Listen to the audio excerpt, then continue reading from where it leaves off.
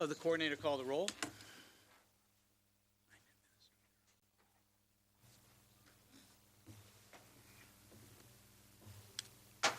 Ms. Jackson?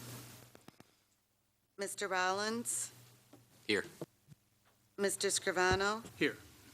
Mrs. McCulloch? Here. Dr. Harner? Here. Mr. Connor? Here. Mrs. Powers? Here. With 6 present, 1 absent, we have a quorum. Thank you. Now we'll recognize and celebrate outstanding contributions of our students and staff. Mr. Earl Dotson Jr., please.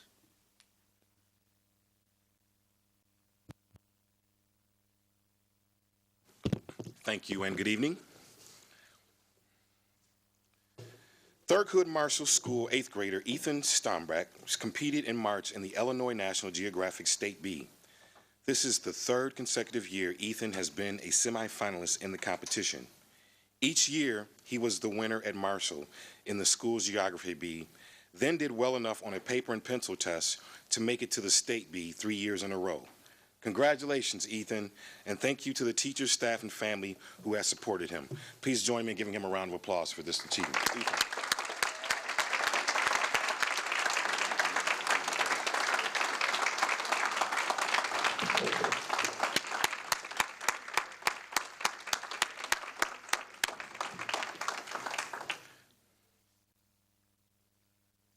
Are Ethan's parents here? Hello. Hello, Ethan. Ethan's parents. Congratulations. Hello.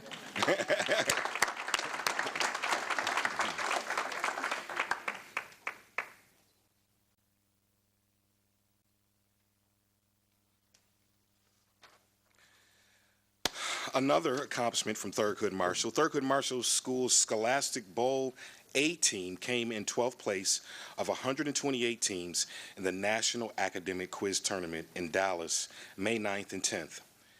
8th grader Ethan Strombeck, again, took 3rd of 800 players in individual play. Marshall's team includes Ethan Strombeck, captain, Lily Chavez, Yusuf Zaharullah, Zoe Dahl, Graydon Weston, and Rutu Balvat, and Kodai Spike.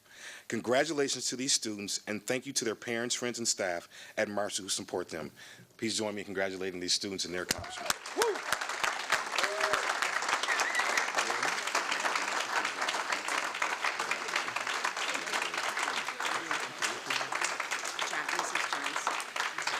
Their coach, Mrs. Johnson, is also here with us, and their parents are all here as well. Thank you, parents. Hello, parents. Thank you.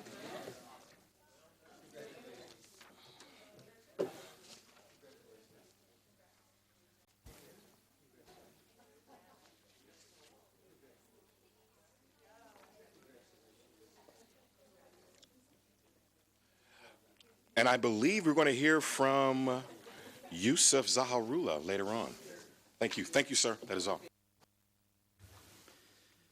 Thank you. We are now at the petitions and communications portion of our meeting when we invite the public to make comments. The First Amendment of the United States Constitution guarantees the rights of citizens to petition their government, as well as provides for freedom of speech. Also, the Illinois School Code requires that there be a time at regular and special meetings for public comment. Thus, we are following those mandates during this petitions and communications portion of our agenda. According to Board Policy 2.230, the public comments portion of the meeting is limited to a total of 30 minutes. The Board will not respond to comments at this time. If it is appropriate, you'll be contacted in a timely manner by staff in response to your questions. In order to allow sufficient time for the business of the Board and to conduct our meetings in an efficient and effective manner, we are requesting that you comply with the guidelines that are posted, and each speaker will be allowed no more than 2 minutes to address the Board. It's not appropriate to address individual board members or individual administrators or discuss matters that would otherwise be confidential in such open meetings. And we only have 2 speakers tonight, but we have a clock on the wall to help you, and our first speaker is Yusuf Zaharullah, to be followed by Elsie Wilson. I probably didn't do that exactly right, but if you'll push the button to turn the microphone on, Yusuf. There you go. Thank you. On behalf of all the teammates of the Marshall Middle School Scholastic Bowl team, I would like to thank the Board of Education for recognizing us. Our teammates include Ethan Strombeck, Rutu Balavat, Lily Chavez, Zoe Dahl, Kodai Spike, Graydon Weston, and my name is Yusuf Zaharullah. We would like to especially recognize Mrs. Johns for her tireless and enthusiastic support of our team, not only at the state and national tournaments, but also on a daily basis throughout the entire season. This year, she single-handedly led our team.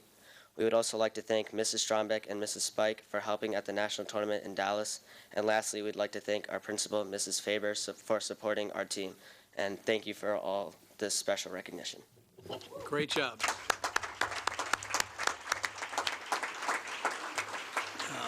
Elsie Wilson.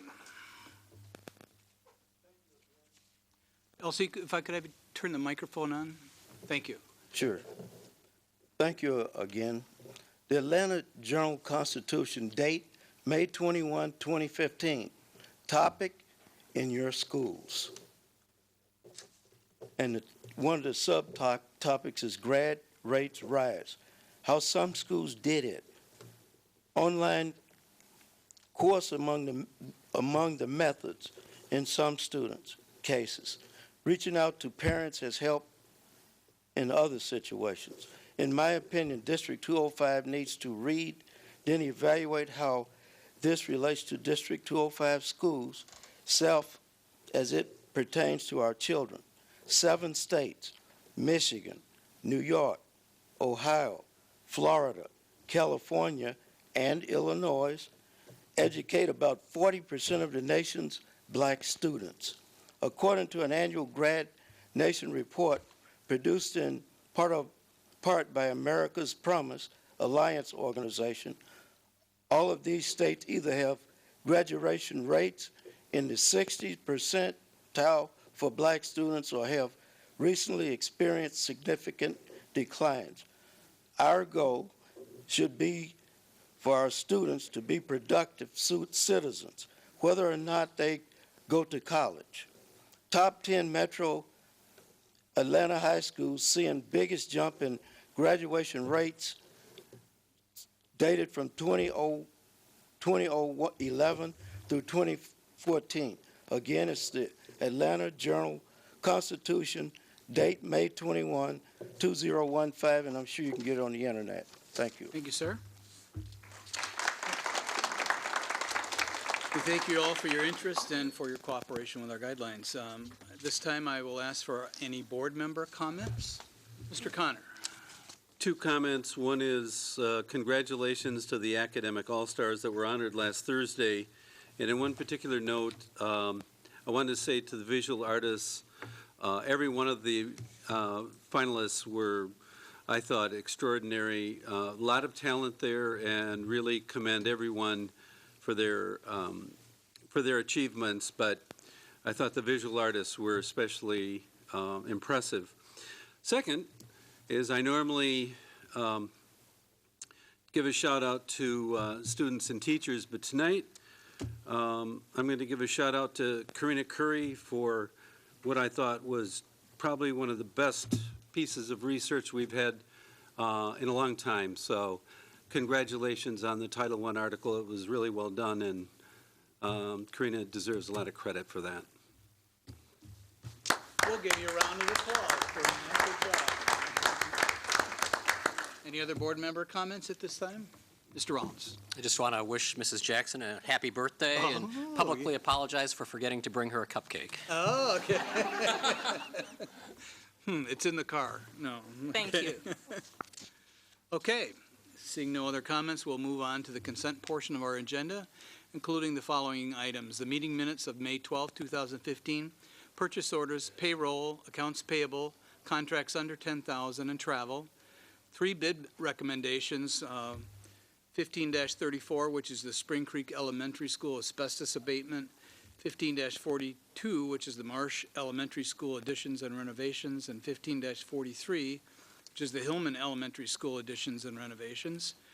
Recurring contracts and other consent items, including interest transfer July through March of 2015, the interest transfer for April of 2015, the approval of continuous public official bond, treasurer's bond, annual renewal premium, the IASB annual membership, the monthly investment report for April of 2015, the financial results year-to-date through April of 2015, the facility rental waiver fee for the Rockford Area Arts Council, and the Freedom of Information log. Is there a motion and a second to approve the consent items? So moved. Moved by Mr. Connor, Second. second by Mr. Rollins. Are any consent items that board members wish to have pulled for separate consideration?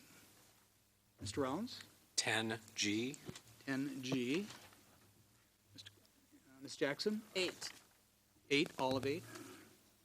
Okay. Any others? Now, I'll have the coordinator then call the roll on the approval of consent items not pulled.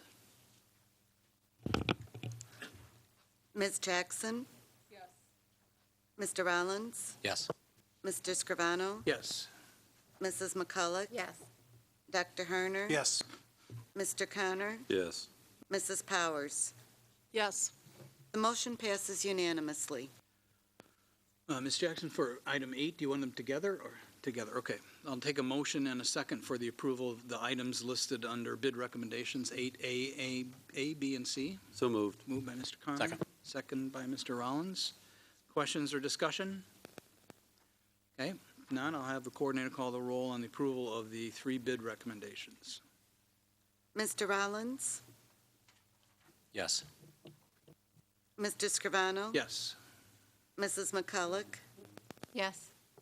Dr. Harner? Yes. Mr. Connor? Yes. Mrs. Powers? Yes. Ms. Jackson? No. The motion passes with 6 yeses and 1 no. I'll now take a motion and a second for the approval of item 10G, which is the facility rental fee waiver for Rockford Area Arts Council. Moved by Dr. Harner. So, yep. Is there a second? No second?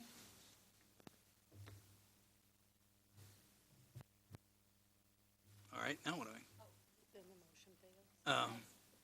For the approval of the facility rental waiver fee, do you want to second that?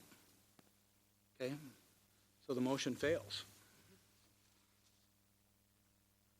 We're now at the closed session consent agenda items, including dismissal of certain 9-month educational support personnel, reduction in force non-certified, appointment of Sean Norton as the 12-month high school assistant principal athletic director, and the HR organizational report and professional development report, and the following student discipline items in which expelled or suspended students are prohibited from being on school grounds and school-sponsored activities without the prior written permission of the principal. The expulsion for the following student, ALS 18, is held in abeyance contingent upon a CPA for the remainder of this year and the entire school year next year being executed on or before the next board meeting. The expulsion for the following student, JRC 23, is held in abeyance contingent upon a CPA for the remainder of this year and the first semester of next year being executed on or before the next board meeting. The following student, LS 24, is expelled for the remainder of this school year and the entire next school year. The following student, TW 25, is expelled for the remainder of the 2014-15 school year and the first semester of next year. And the expulsion for the following student, DKH 26, is held in abeyance contingent upon a CPA for the remainder of this year and the first trimester of next year being executed on or before the next board meeting. And the following students have been granted a conditional probationary agreement: TMA 1, MMA 2, MLB 3, DMB 5, CAB 6, RSC 7, ADC 8, JMG 9, TLH 10, FLH 11, LAJ 12, ML 13, MM 14, LLS 16, DAS 17, TT 19, JLT 20, RRH 21, DKW 27, JG 29, and KK 30. Is there a motion and a second to approve the closed session consent items? So moved. Moved by Mr. Second. Connor, second by Mr. Rollins. Are there any items that board members wish to have pulled for separate consideration? Ms. Jackson? 11, 12, 13. That's all of the closed session items, okay? So we have nothing to vote on. So I will take a motion and a second for item 11. So moved. Moved by Mr. Connor, Second. second by Dr. Harner. There's no discussion. Have the coordinator call the roll on the approval of the closed session consent items listed under 11.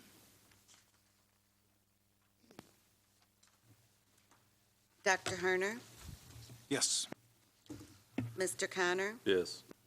Mrs. Powers, Yes. Ms. Jackson, Mr. Rollins. Yes. Mr. Scrivano. Yes. Mrs. McCulloch. Yes. The motion passes with 6 yeses and 1 abstain. I'll now take a motion and a second for the student discipline items listed under number 12 and number 13. So moved. Moved by Mr. Connor, Second. second by Dr. Harder. No discussion. I'll have the coordinator call the roll on the motion to approve the items listed under 12 and 13, student discipline. Mr. Connor, Yes. Mrs. Powers, Yes. Ms. Jackson. Mr. Rollins, Yes. Mr. Scrivano. Yes. Mrs. McCulloch. Yes. Dr. Harner. Yes. The motion passes with 6 yeses and 1 abstain. Thank you. Our next item on the agenda is Dr. Jarrett's superintendent report. Dr. Jarrett? Yeah, we did 12 and 13 together. Yeah. I'm going to cede the majority of my time to Ms. Talbert Scott to present on the budget or answer any questions related to the FY16 budget. I did want to highlight some exciting things that are coming up. First of all, I want to congratulate the graduates at Roosevelt today. We also had the graduates at Wilson Aspire last week, and we have 5 additional graduations still this week coming up. So we're excited about that opportunity. Jefferson, East, Guilford, Auburn, and the adult graduation at Roosevelt still. Also wanted to highlight what I thought was another wonderful Academic All-Stars event. We had a chance to really recognize students there. Retirement for the REA is coming up on Friday the 29th. Really anxious to thank some outstanding teachers for a number of years' service. And the Alignment Rockford Academy Awards are coming up on the 3rd of June. So a lot of exciting recognition and opportunities to celebrate good work that goes on with volunteers, staff, and students in the next couple of weeks, and appreciate continued opportunities to do that recognition. And with that, I will open up the floor to cede my time to Ms. Talbert Scott to see if there are any additional questions. I know one area she wanted to be responsive to was journaling the budget so that there was more year-to-year continuity, and I know she did address that in your packet, but I want to cede the floor to her. All right, good evening, Board. In your packet this evening is hopefully the request, a response to the request that you all had in terms of reviewing by each fund comparison data in terms of, where things have been recorded and where they're at now, or if there were any major changes. And I just wanted to inform you of even a change to the budget that has occurred even since it was presented 2 weeks ago. So we received our final payment for our corporate personal property replacement tax this year, and we are actually meeting our budget for FY15. And so for pretty much the entire year, we have been running behind in terms of our budget to actual. So we were under in our actual, and we are actually literally right at our actual for FY15. With that being said, in FY16, we have projected a 5% cut, which was about $940,000. And one of the recommendations that I made to Dr. Jared was to just keep our CPPRT revenue flat from 15 to 16 and not reduce it based on the most recent payment that we received and based on the fact that our budget literally in FY15 is spot on for that. And so with that being said, he agreed with the recommendation, and so we actually added back in some expenditures based on that information. So I just really want to go through the report and explain a few things, and then if there are any additional questions that I can answer for you tonight, I'm available, of course, to do that. So in the report, as I mentioned, it goes by fund, and so the top part of the report is the revenue piece, and there I just wanted to show you all the changes in terms of the CPPRT. And so the column that's highlighted, FY16 budget 5/9/2015, that was when we originally presented the budget to you, so those are those numbers. And then FY16 adjusted budget, is adding in the additional revenue based on us receiving our actuals for our CPPRT. So the red column in the red font is any type of adjustments that we're recommending it be. So, for example, for the top line CPPRT, we're recommending that it goes from 11.421 million to 11,953,000. And then you'll see notes over in the column as to why the change there. And so there are these notes, some of those notes that are all throughout the report, if there are any major changes or shifts or swings in the data. And so I guess other than going, I don't want to go through and bore you all by reading this all 22 pages to you. So I wasn't sure if you all had any questions in particular that you would want me to address or answer for you this evening. Ms. Jackson? May you please highlight what was added back in? Sure. In terms of what was added back in, there are 5 school buses that are added back in Fund 40. Okay,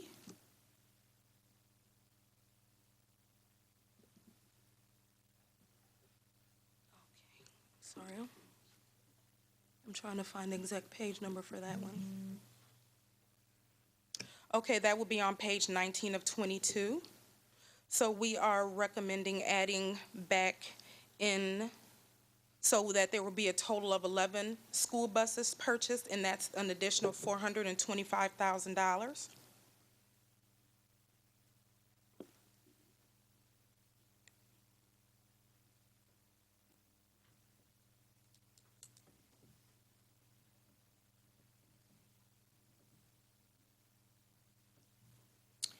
And on the first page of the document, you'll see in some of the salary lines that we are making some adjustments to reflect some of the budget changes and the reorganization changes within the organization. Some additional positions and other things that we were adjusting for that were not included in the original budget, and especially in the teachers' line items there. So I have a question. You said we added back in. So there were a list of items, I think I recall the discussion, that were taken out. And so there was some discussion among board members about putting into priority those things that would be added back in. So buses is one of them. What else from that list has been added back in? So far, just buses, but we're open to other, they're open to other suggestions. It seemed from our board feedback that adding buses back seemed to be far and away the top priority. But if there are other items that you want us to move up beyond that, we're more than willing to do that. We didn't put busing first, but that seemed to be the resounding feedback from the board. That's why we put that there. No, I was just trying to clarify because I thought I heard you say that we added things like plural back in. So it's just the buses for now.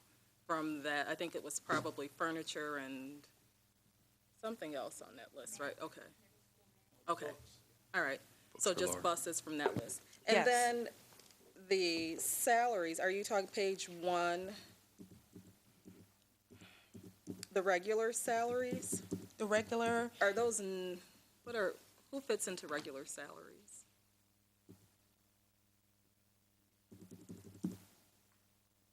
I'm sorry, let me get to that page there.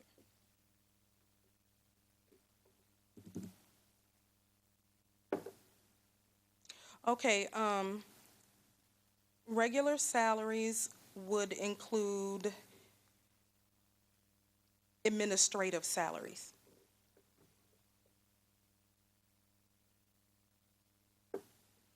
So we're talking about those individuals located downtown? Or Um, some of the building principals too? It could be building personnel or downtown personnel, but those that would not be in one of the other 7 bargaining units. That's probably the best way to describe it. Okay, and there's an additional $155,000 to reflect the reorganizational changes. Correct. Correct.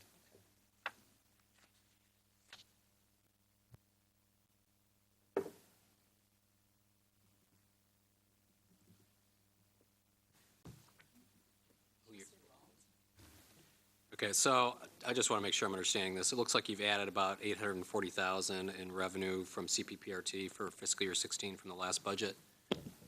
Is that correct? Yes. So out of that $840,000, you allocated how much to new buses? $425,000. And the rest, it looks like, went to salaries? Correct. So the adjust to reflect reorganization changes, additional $155,000.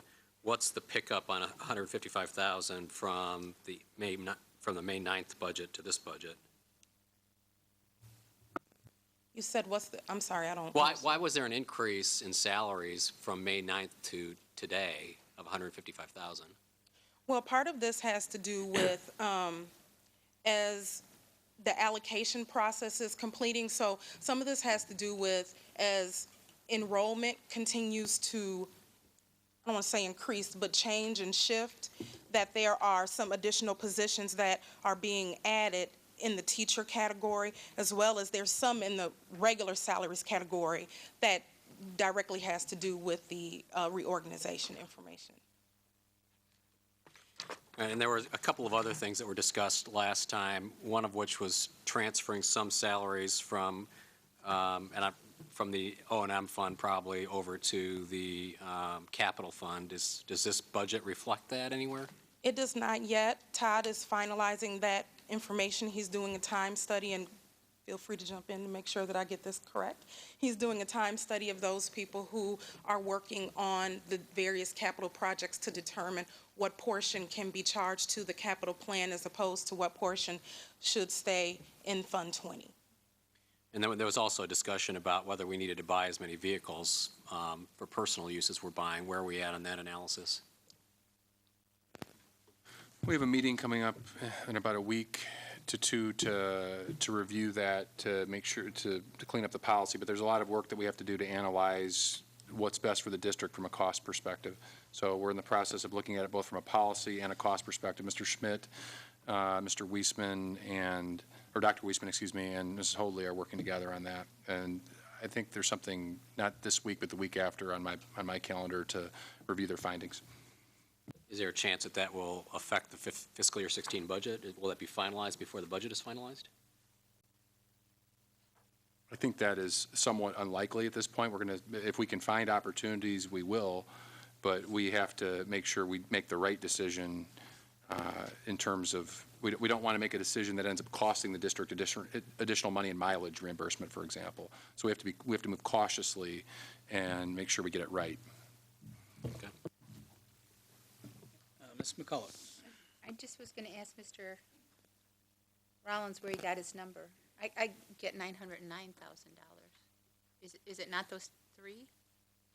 The 531, the 339 plus the 380? I was just doing it roughly, so it looks like it's a $500,000 increase on the first line.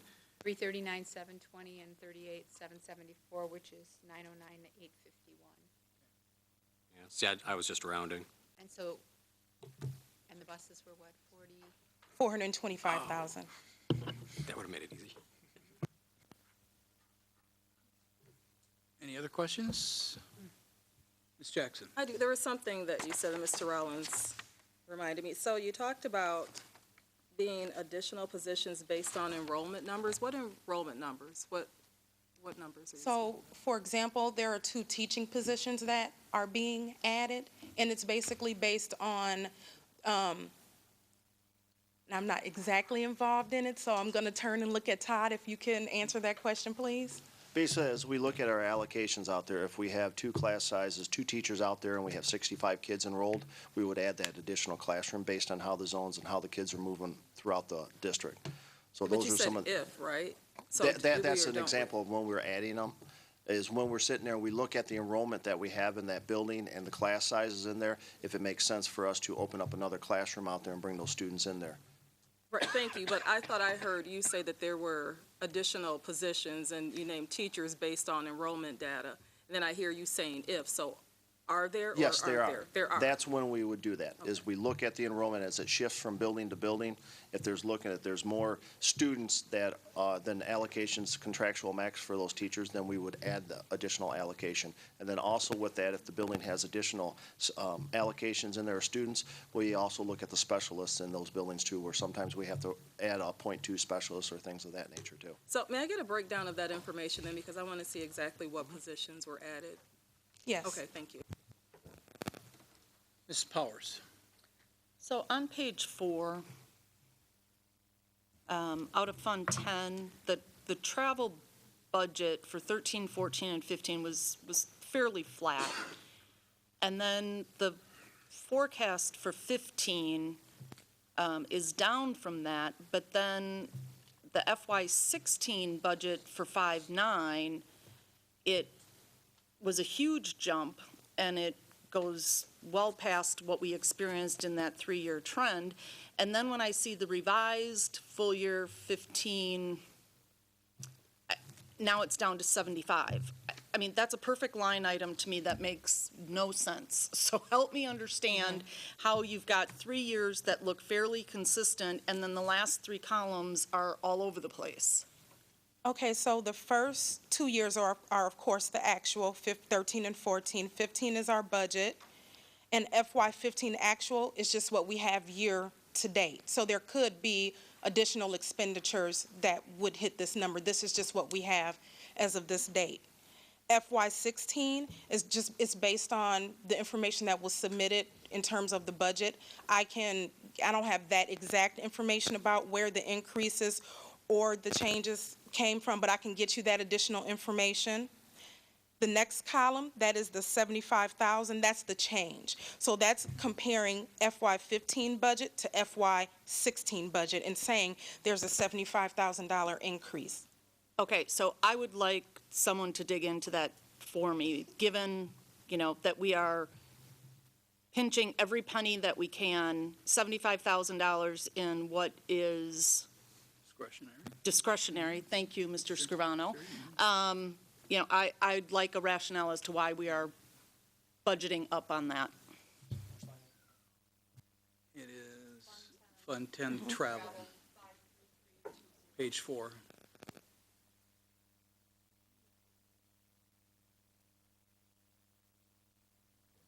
Any other questions? Okay. Oh, yes. Ms. Yeah, I Jackson. think we have- So I do have one. It's about the 100 to, I think, individuals that we cut as part of the budget.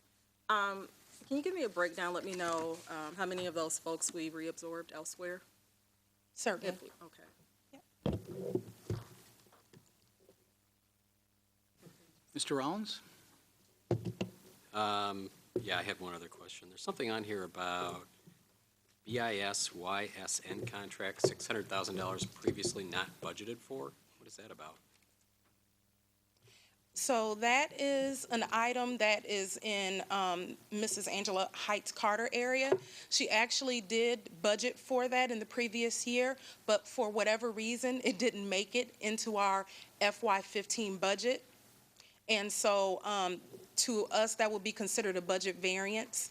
I can't explain, unfortunately, I cannot explain why it was not there, but she did request it last year. And so in that instance, just wanting to explain the fact that it's not a new program to us, but just for some reason, we missed the mark on including it in the budget. Okay, thanks. Any others? Okay. Thank you for your help. Okay, we'll move on to committee reports. Education Committee, Mrs. McCullough. The Education Committee has not met since our previous board meeting. We will be meeting in this room on Monday at 5:30 p.m., June 1st, this next Monday. It'll be our last meeting that's going to occur on the first Monday of the month here on out, starting in the 2015-16 year with July. We will be meeting on the third Tuesday of each month in this room at 5:30, and that change aligns with all the other board and committee meetings that are they're already scheduled, so everything's on a Tuesday now. And at 5:30, right? And it will stay at 5:30, correct. Our committee is looking to have applications for new members, and the application will be online starting tomorrow. It'll be there for 2 weeks. We'll close those at the end of the next board meeting. We currently have 4 community members, and we try to look geographically so that the community is well represented.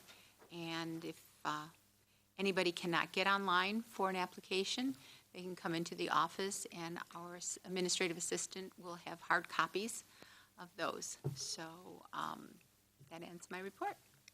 Okay. Mr. Rollins, the Operations Committee report? The Operations Committee also has not met since the last board meeting.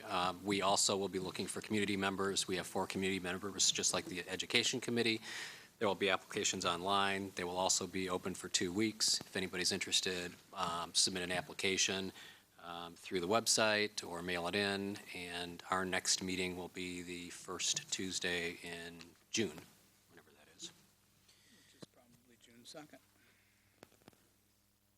Dr. Harner, the Facilities Plan Oversight Committee report.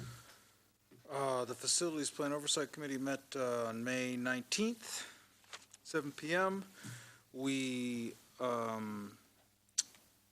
reviewed all of our standard detailed reports with respect to the status of all of the various projects.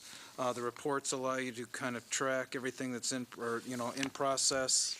And as things move from not in process to in design to completion, and those items are highlighted in quite a detailed manner. And so please feel free to go out onto the board docs and review all of these documents. They are out there and are posted to see all the details on all the various projects. We had a report on many of the communications detailed that go on with respect to the facilities. And we expect that as plans have now been a little bit more solidified and things are moving along, that we've been told that posters will be in all schools at the beginning of the school year so that all parents, teachers, et cetera, staff will know what's happening in respective buildings and a timeline for those various projects. Separately, there was a separate committee regarding the planned school closings. So we have really 2 vacant schools at the moment, or maybe not completely vacant, but 2 dormant schools, Stiles and New Milford, and Walker is the first school expected to close in the school beginning in a year, effectively, a little more than a year. We worked through a process. We had a committee that included the Park District, representatives from the city, folks from the county were not able to attend, although they were invited, and a couple other folks were invited but couldn't attend. I think we've worked out at least a plan for a process, and hopefully the administration will pull that together and is going to codify it and bring it back to the committee for its review, and then we'll bring it on to the board so that the board can understand what this process will be and with respect to the options available for the district once the schools are vacated. We also hope to have an interim report with respect to the whole facilities oversight committee, hopefully in late July or early August, in anticipation of the eventual final report in December. Our next meeting is Tuesday, June 16th at 7 p.m. up on the 4th floor in the superintendent's conference room. Thank you. Okay. Mr. Connor. One comment on what Dr. Harner talked about. I think it's important for the public to know that one of the top priorities from the school closing committee was to ensure that whatever actions we took, we would not have a situation that we've had in the past where buildings have been unattended, and we're trying to avoid that at all costs. I think that's one of the top priorities. We spend a great deal of our time talking about that so that property values in the neighborhoods would not be affected. So I think what you'll see is that when the results of that meeting are published, that is one of the most important parts. Thank you. Mr. Rollins? Just got a question. Is there any sort of an open house schedule for East with the field house? I heard at one point that it was going to be in May, but we're pretty close to the end of May, so that doesn't seem likely at this point. Oh, I haven't. Apparently, the answer is no. Oh, we have Westview on June 3rd. All right. Do we have an estimate of when we think that will be? Would it be in June, or would it be later than that, or? Our plan was to do them in the fall because we didn't Okay. want to do it as people were leaving the building. We thought it would be best to, we'd get more attendance and Okay. attention if we focused Good. additional ones in the fall. Okay. Any other questions? Okay, we'll move on now to our action items, and the first item is the grant acceptance of $120,000 for energy efficiency improvements that Dr. Wolf presented. Is there a motion and a second to approve this grant? So moved. Moved by Mr. Connor, Second. second by Dr. Harner.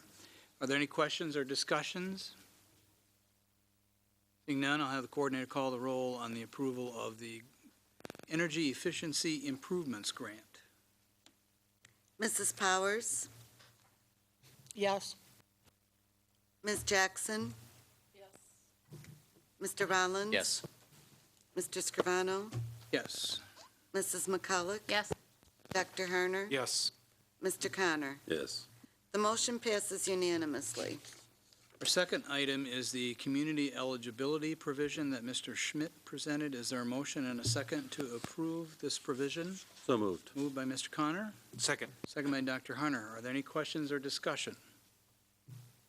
Mr. Rollins?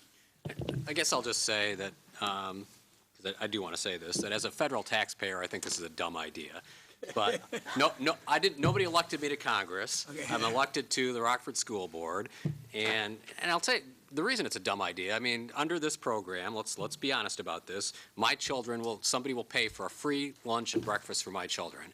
And, that's kind of silly. And they'll pay for a free lunch and breakfast for Dr. Jarrett's children. That's what the federal government is doing with your federal tax dollars. But, I got elected to the Rockford School Board, and I sat through the presentations, and for this school district, this probably makes sense. So I will vote for it, and I have sent a note to my congressman saying I think this is a dumb idea. I would, Ms. McCulloch? And it's especially important, as you say, that the community understands that none of this is local dollars, none of this is local revenue. All the money to fund this program is coming from the federal government. If we didn't get it, someone else is going to be getting it. So it's, because I have had some input from community members who are upset that we're using our money for this when we're in such a tight budgetary situation, and there is no local revenue that we're being put into this program. Dr. Hunter? I just want to agree with with Mr. Rollins, sorry, even though he's a doctor. A dumb idea. I did get feedback as well. Yeah. Anybody else? Mr. Connor? Yeah, the one thing I will say is that, overall, it's, from a federal standpoint, it's not that great. The one thing I will say is that it does help improve our operations locally because it streamlines the paperwork. So that is one side benefit. Mrs. Powers? So I guess I'll weigh in. Okay. I would use a different S word instead of silly, but I won't. And I guess, for me, I would prefer that we just are upfront about their dollars that we're going to take. Let's not try to kid anybody with we're removing stigmas or anything else, because we're not. The way kids pay for their lunches today, it's all keypad in. So, if these are federal dollars that are available to us and we want to take them, then that's what we're doing. I am not under the illusion that there are any other benefits other than they're dollars available to us that the federal government is in a very silly way making available. Anybody else? Ms. Jackson? Just a question. So the parents will no longer have to fill out that form, right? That intake form regarding free or reduced lunch? Correct. They will not, at registration, they will not fill out a free and reduced lunch application. Okay, is that form being replaced with anything else that parents will be required to fill out? There will And be a if so, form why? that we'll be looking at for waiver of sports fees. So that's the only form that a parent will, if they want to waive a fee? Well, Then- for other fees that are associated, if they want a waiver of those fees, that's another form that they would fill out. That will be available at registration time? Yes.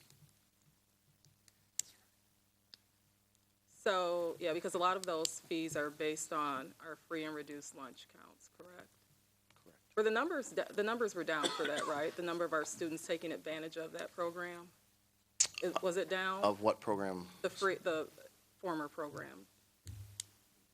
Free and reduced, we had about 83% of our students that qualified for That free are and reduced. eligible, that but are the eligible. numbers down for those students that are actually utilizing Participating, it? Yep. participation is 62% across the district, 62, 63 for lunch.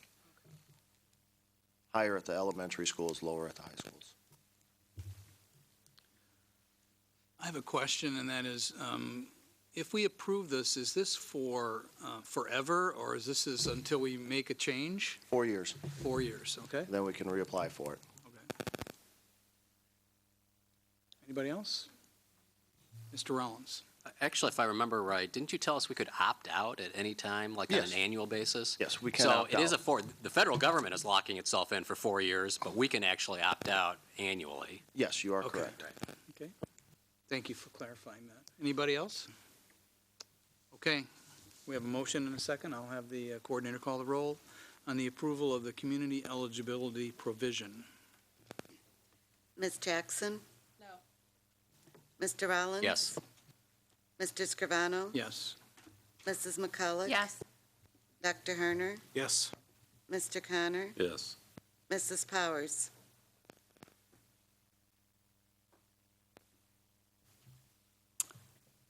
Yes. The motion passes with 6 yeses and 1 no. Okay, our final action item tonight is the Consortium for Educational Change Continued Collaboration Facilitation Services presented by Dr. Weisman. Is there a motion and a second to approve this agreement? So moved. Moved by Mr. Connor, Second. second by Dr. Harner. Any questions or discussion? Seeing none, I'll have the coordinator call the roll on the approval of the CEC Collaboration Facilitation Services. Mr. Rollins? Yes. Mr. Scrivano? Yes. Mrs. McCullough? Yes. Dr. Herner? Yes. Mr. Connor? Yes. Mrs. Powers? Yes. Ms. Jackson?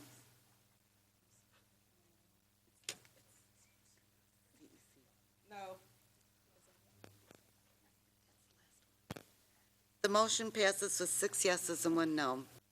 Thank you. We are now on to new business, and administration has requested the board suspend the rules to consider this first item, which is the letter to the Rockford area delegation to the Illinois General Assembly. So I need a motion and a second to suspend the rules for the board to consider this letter. So moved. Moved by Mr. Connor, Second. second by Ms. McCullough. Any discussion? No discussion. Thank you. Have the coordinator call the roll on the request to suspend the rules. Mr. Scrivano? Yes. Mrs. McCullough? Yes. Dr. Herner? Yes. Mr. Connor? Yes. Mrs. Powers? Yes. Ms. Jackson? No. Mr. Rollins? Yes. The motion passes with 6 yeses and 1 no. I'll now take a motion and a second to approve the letter to the Rockford area delegation to the Illinois General Assembly. So moved. Moved by Mr. Connor, Second. second by Dr. Harner. Any questions or discussion? Ms. Jackson? I have a question. So your name is on this. Can you speak to it then? May you please speak to the letter? At least the one I'm looking at, right? President Scrivano? Okay. Administration put that together and asked me to sign it as a representative of the board, depending on our decision tonight. But basically, it's to say We've had struggles getting the revenue that we have expected to get, and we've made all kinds of cuts to try to keep our house in order and keep our expenses under control, and we're asking our state legislators to assist us in getting the revenue that we expect to be getting from the state. Do you want to comment on that? Yeah, the three issues that we're highlighting, one is proration. The state of Illinois currently prorates state funding by 11%. And I've asked that, number one, we're hoping that, and again, this would come from the board, that the request that there not be proration, assuming that there still is some level of proration. There are a number of proposals on the table right now that we would like to guide our local delegation on in terms of our point of view, where there are a number of scenarios where that money would go back to disproportionately needy or low property value districts first. So instead of the money going equally back to every district across the board, there are some scenarios where it could go back to our community first, for example. Title I, again, I agree with Mr. Harner. I think that Karina Curry did a wonderful job of highlighting an incredibly complex issue. And this is something that continues to be a legislative priority. All of our local legislators are aware of this, but I would love to have the board highlight that issue. And the third issue is Senate Bill 1, which I don't think is a likely scenario, but it does give us the ability, but it does propose redoing funding. We've run the models on all of these different proposals through PMA.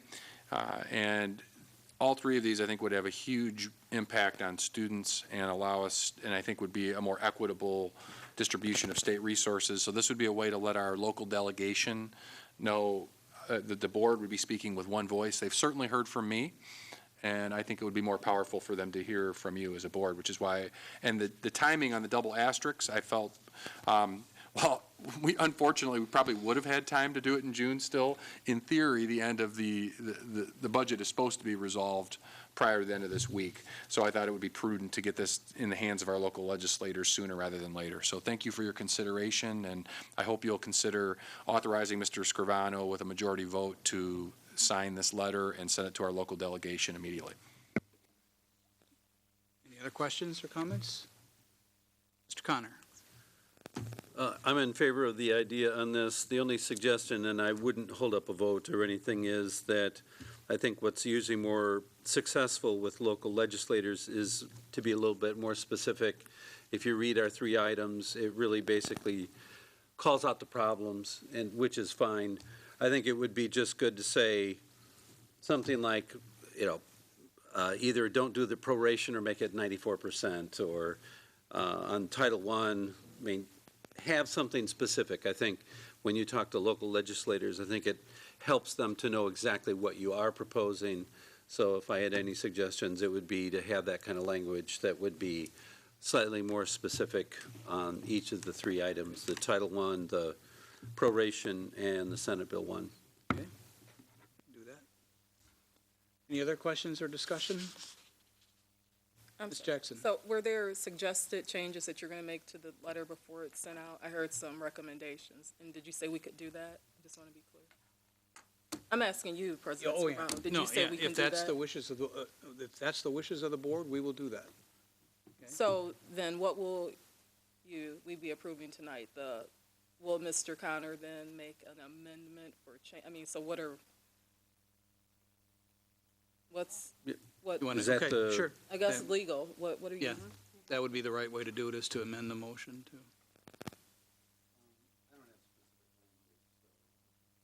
Maybe the recommendation I would make is that we do a follow-up when we can discuss what the specifics would be, but I think the point still stands. This letter is fine. That's why I said earlier, Okay. I'm not All right. going to ask to change it. I'm just saying that for the legislators, I think it helps to have the specifics. So at some point, we should have a follow-on that Okay, so is we more can do that as a specific. follow-up then, okay? Okay. So we won't amend the letter, we'll do a follow-up. All right, so we have a motion on the table then to approve the letter to our legislative representatives, and I'll have the coordinator call the roll. Mrs. McCulloch? Yes. Dr. Harner? Yes. Mr. Connor? Yes. Mrs. Powers? Yes. Ms. Jackson? Mr. Rollins? Yes. Mr. Scrivano? Yes. The motion passes with 6 yeses and 1 abstain. Our second item is going to be presented by Mrs. Burke, consulting agreement with Comprehensive Finance Services. Dr. Jarrett's going to do that.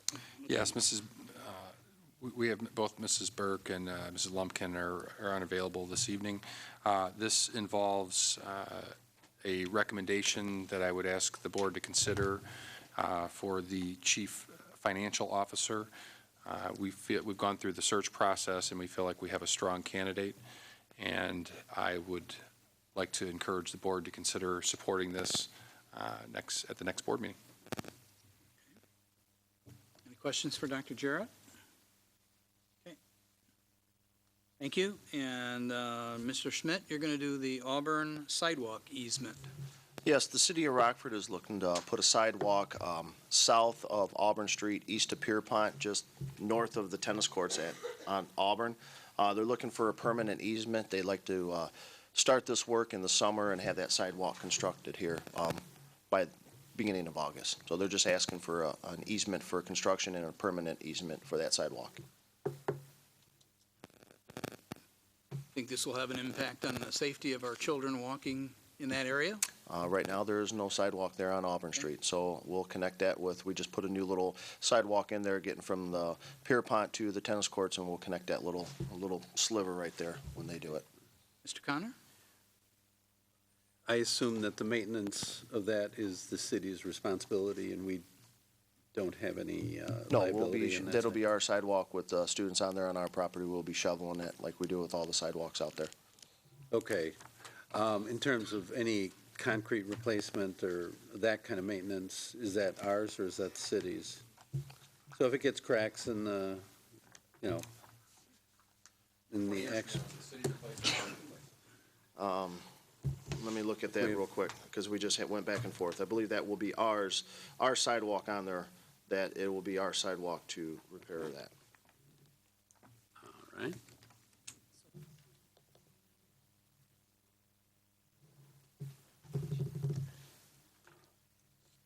Sorry, it's right there on the attachment for that list.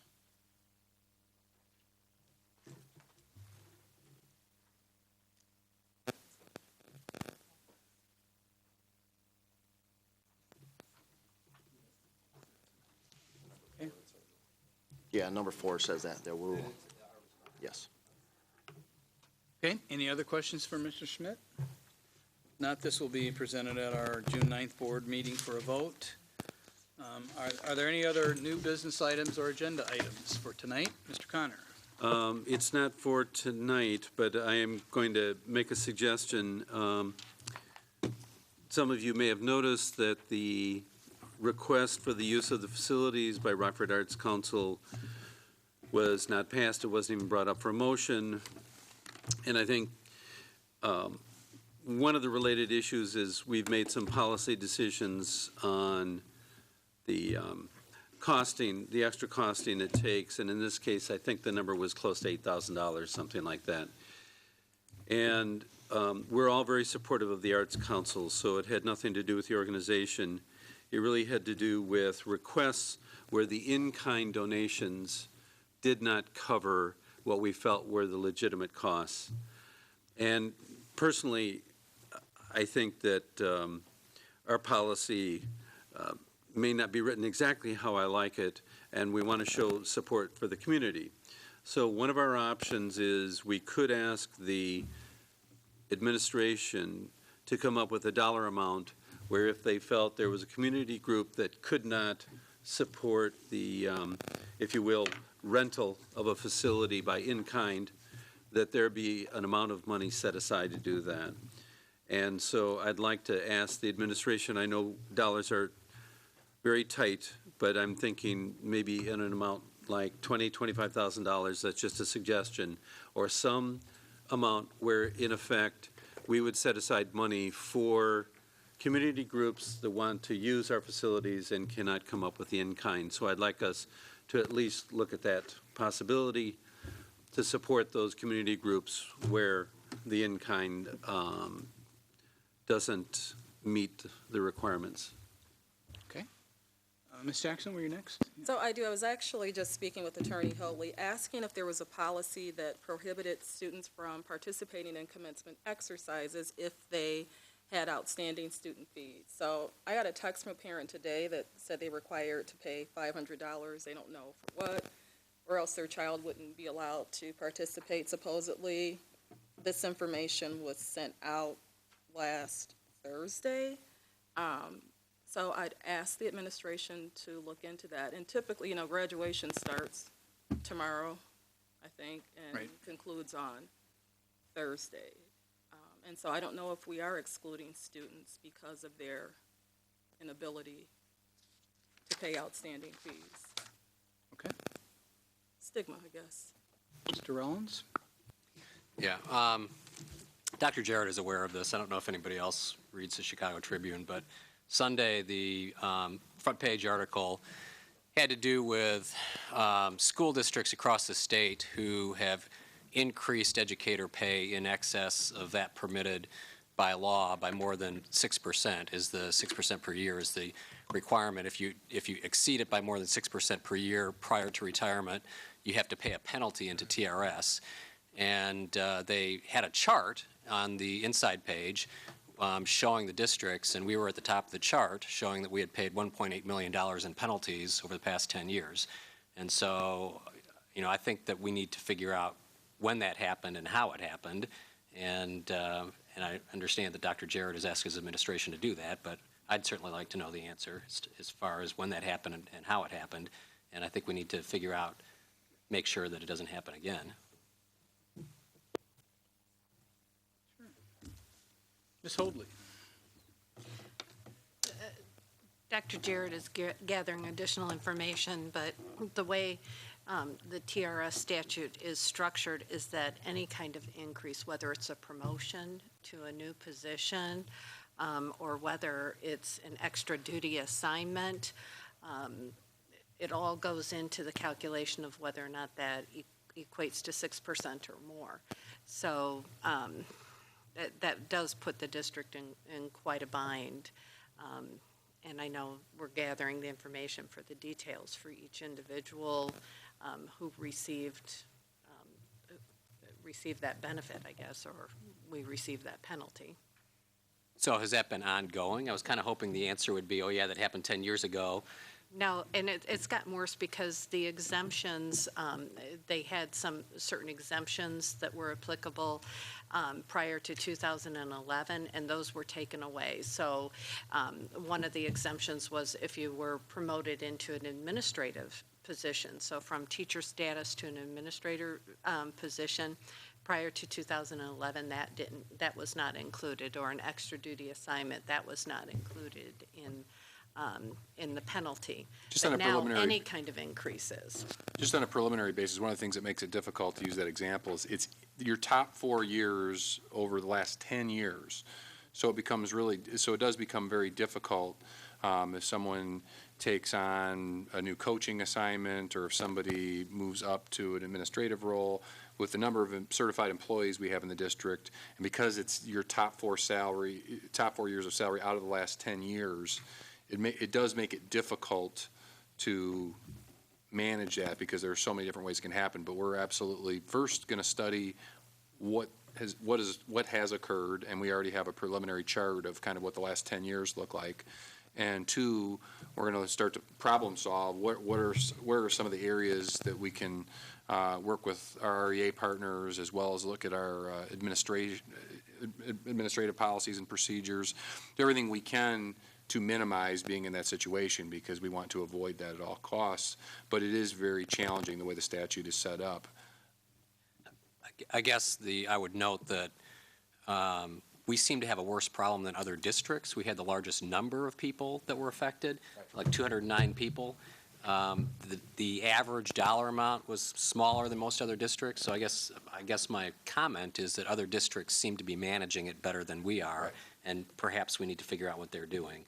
I absolutely agree. We're going to dive into the details and do everything we can to manage this moving forward. Mrs. Powers? Two things, I guess, Mr. Rollins, I missed, how much have we paid in penalties? 1.8 million over 10 years. Thank you. And then Attorney Hoadley, do we have a policy about fees and graduation, or? I have to look in that. I don't recall any policy that would address that, so I don't think so, but I want to look because we do have lots of policies. But the other thing is in the early onset for the retirement penalties in 2004 and 2005, if I recall correctly, those were some of the highest years. And we addressed then the issue that impacted a large number of employees, and that dealt with the severance pay, so the sick time leave that's paid out to teachers. If it's going to bump us over or bump us into the penalty phase now, we don't pay it. So that was addressed in the collective bargaining agreement. So a lot of the sums were, the large sums were early on in 2004, 2005, right after the statute was implemented. But that being said, it's about 150 to 200,000 a year since then. So I just wanted to follow up because I'm feeling a little, I mentioned at our last meeting when we talked about the budget line item for bad debt write-off, and that possibly we could tell parents and students they don't graduate until their fees are paid. I did not in any way suggest for this year, so I hope that students aren't being penalized for their parents' inability to pay, that they're graduating, for crying out loud. That's what we're all about. So I think a little bit more notice and communication if we are going to do some sort of policy like that. So I just wanted to clarify my comments. Any other new business or? Well, and if it's question? not a policy, then that action cannot take place, correct? If there's not a policy that prohibits a student from graduating because of unpaid fees, or is it it's an administrative procedure?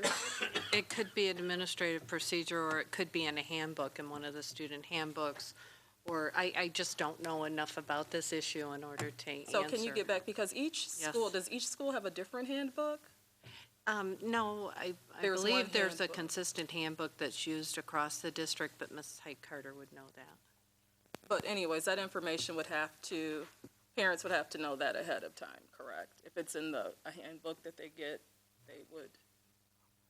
So if you could please research that. I will research Thank and you. get back to you by tomorrow. Okay. Before There's- 10, Okay. the first graduation, I'm just kidding. Before 10 tomorrow morning, right? Okay. All right. If there's no further business, I'll take So a motion to adjourn. Is there a second? Second. All in favor, say aye. Opposed, same sign. We are adjourned at 8:25.